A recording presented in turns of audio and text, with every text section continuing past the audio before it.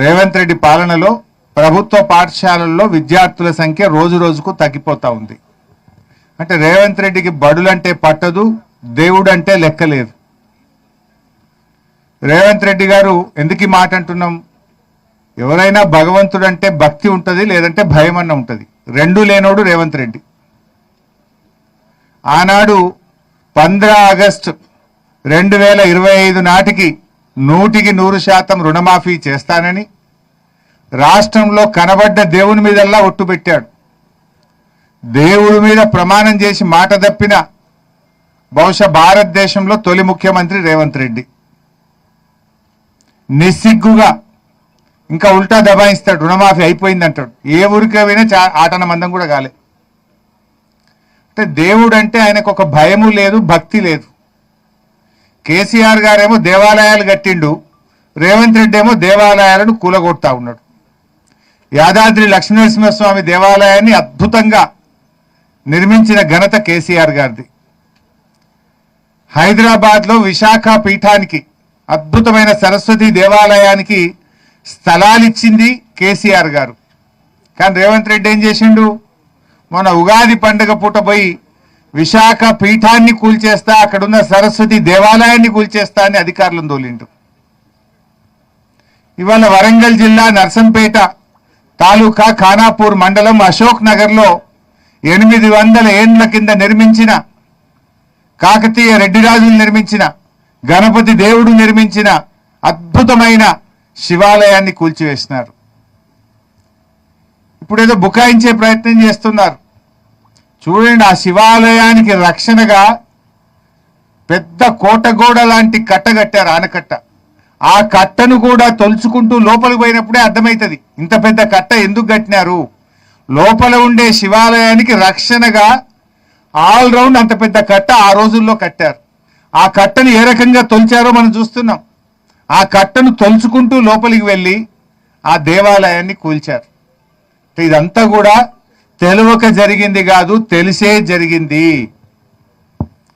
ఎందుకు ఈ మాట అంటున్నామంటే, సరే రేవంత్ రెడ్డి గారికి కూల్చుడు కొత్త కాదు.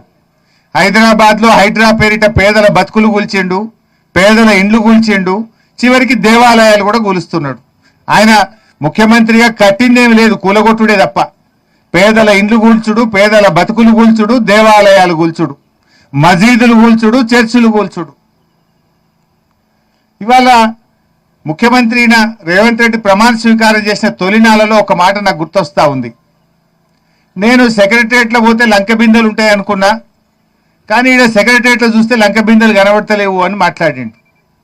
రేవంత్ రెడ్డి ముఖ్యమంత్రి అయింది లంక బిందెలు ఎత్తుక్కోవడానిక? అందుకే ఆయన ముఖ్యమంత్రి అయిన తొలినాళ్ళలో ఏం చేసిందంటే, ఆ నిజాం కట్టడాలు ఉండే హైదరాబాద్ చుట్టూ ఆయన అనుయాయులను పెట్టి ఆడేమైనా లంక బిందెలు దొరుకుతాయేమో అని బాగానే ఎతికిండు. ఆ నిజాం కట్టడాలు, నిజాం చారిత్రక భవనాల చుట్టూ ఆయన అనుయాయులతో చాలా రోజులు ఎతికిండు. మరి ఆయన దొరికినాయో దొరకలేదో నాకు తెలియదు. ఇప్పుడు ఇక మన మీద పడ్డాడు, కాకతీయుల మీద. కాకతీయ రాజులు నిర్మించినటువంటి పురాతన ఆలయాల్లో మరి అక్కడ ఆ నిధులు, లంకె బిందెలు ఉంటాయి, గుప్త నిధులు ఉంటాయని చెప్పి ప్రసిద్ధి. ఎందుకంటే ఆ రోజుల్లో ఏం చెప్పేవాళ్ళంటే, శత్రురాజులు దాడి చేసినప్పుడు వారికి దొరకకుండా ఉండడానికి వజ్రాలు, వైడూర్యాలు, సంపదనంతా కూడా మరి గుహల్లో కానీ దేవాలయాల దగ్గర దాచేవారని నానుడు ఉంటుంది. సో అందుకే రేవంత్ రెడ్డి గారు ఉద్దేశపూర్వకంగా, ఎందుకంటే ఆయనే విద్యాశాఖ మంత్రి, ఈ స్కూల్ ఇక్కడ శాంక్షన్ కాలే, ఫస్ట్ స్కూల్ శాంక్షన్ అయిన జాగా వేరే ఉన్నది, ఇదే కాన్స్టిట్యున్సీలో వేరే చోట జీవో వచ్చింది. అక్కడి నుంచి ఇక్కడికి మార్చడము, అర్ధరాత్రి పూట తవ్వకాలు జరపడం అంటే ఇది రేవంత్ రెడ్డి డైరెక్షన్లో గుప్త నిధుల కోసం జరిగిన తవ్వకము. గుప్త నిధుల వేటలో 800 ఏండ్ల చారిత్రక సంపద శివాలయాన్ని కూల్చివేసిండు ఇవాళ రేవంత్ రెడ్డి గారు. ఇవాళ ఎందుకు ఈ అనుమానాలు వస్తున్నాయంటే మేం చెప్పడం కాదు, ఇది జిల్లా అధికారి, జిల్లాకు చెందిన assistant director department of heritage and culture Bujji గారు, ఆయన కలెక్టర్ గారికి రాసిన లేఖ ఇది. ఈ వరంగల్ జిల్లా హెరిటేజ్ అధికారి బుజ్జి గారు రాసిన లేఖ. ఇందులో ఆయన ఏమంటాడంటే స్పష్టంగా గర్భగుడి కింద ప్రాచీన ఆలయ ప్రదేశాల కింద సాంప్రదాయకంగా ఉంటాయని నమ్మే గుప్త నిధులు లేదైనా విలువైన వస్తువుల కోసం ఈ తవ్వకాలు జరిపి ఉండవచ్చును అని మేమనడం లేదు. ఈ జిల్లా అధికారి కలెక్టర్ గారికి కంప్లైంట్ చేశారు. పురావస్తు శాఖ అధికారి కలెక్టర్ గారికి కంప్లైంట్ చేశారు. 7వ తేదీ కంప్లైంట్ చేస్తే ఇవాళటి వరకు ఎఫ్ఐఆర్ కాలేదు. ఇవాళటి వరకు కలెక్టర్ గారు చర్యలు తీసుకోలేదంటే దీని వెనుక రాష్ట్ర ప్రభుత్వ పెద్దలు ఉన్నారు కనుకనే కలెక్టర్ గారికి ధైర్యం చాలతలేదు.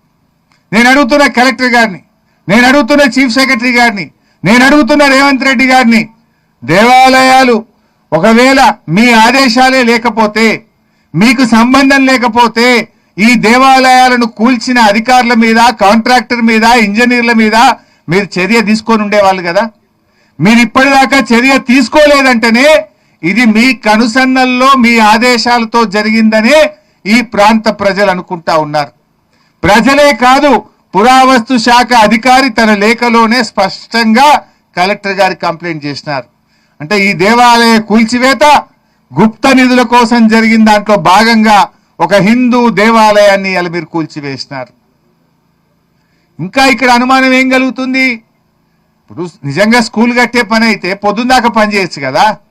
రాత్రి 12 నుంచి 1 గంట మధ్య ఎందుకు కూల్చారు దేవాలయాన్ని?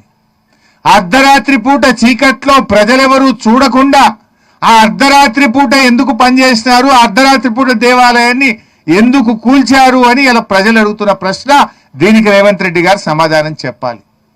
గర్భగుడి కింద 24 అడుగుల లోతు పెద్ద పొక్క చేసిండ్రు. ఎందుకంటే గర్భగుడి కిందనే గుప్త నిధి ఉంటుందని నానుడు ఉంటుంది కనుక ఆ గుప్త నిధి కోసం ఆ అర్ధరాత్రి పూట గర్భగుడి కింద 24 అడుగుల లోతు తవ్వారు. ఇది మేం చెప్పలే, ఆర్కియాలజీ డిపార్ట్మెంటే చెప్తున్నది. తవ్వి మరలా వెళ్ళినాయా, ఎత్తుకపోయిందా, ఏమైందో మాకైతే తెలియదు. తర్వాత మళ్ళీ మట్టి నింపిండ్రు, దాంట్లో సగం అంతా నింపిండ్రు, ఇంకా కూడా పొక్క ఉన్నది. అది మేం చెప్పలే, ఆర్కియాలజీ వాళ్ళు లోపలికి వాళ్ళ పద్ధతుల్లో టెక్నికల్గా చూసి 24 అడుగులు తవ్వారు, తర్వాత మట్టి నింపారని కూడా ఆ కంప్లైంట్లో స్పష్టంగా ఆర్కియాలజీ అధికారులు కలెక్టర్ గారికి ఫిర్యాదులో చెప్పారు. అంటే ఇక్కడ ఇంకొక ఇష్యూ ఉంది ఇంపార్టెంట్. బీఆర్ఎస్ హయాంలో ఈ భూమి అంతా కూడా ధరణిలో దేవాలయ భూమిగా నమోదైంది. కానీ కాంగ్రెస్ పార్టీ రాగానే మరి భూభారతిలో ఈ భూమిని ప్రభుత్వ భూమిగా నమోదు చేశారు. ఇది కూడా దానికి సంబంధించిన డాక్యుమెంట్. ధరణిలో ఈ భూమి దేవాలయ భూమిగా బీఆర్ఎస్ హయాంలో నమోదైంది. కాంగ్రెస్ ప్రభుత్వం రాగానే ఈ భూమి భూభారతిలో ప్రభుత్వ భూమిగా మారిందంటేనే దీని వెనుక ఉన్న కుట్రని అర్థం చేసుకోవచ్చు. అంటే ఇప్పుడు 4 స్పష్టంగా కనబడుతున్నాయి. స్కూల్ మంజూరైంది ఒక దగ్గర, స్కూల్ని ఇక్కడికి ఎందుకు షిఫ్ట్ చేశారు? Question number 1. Question number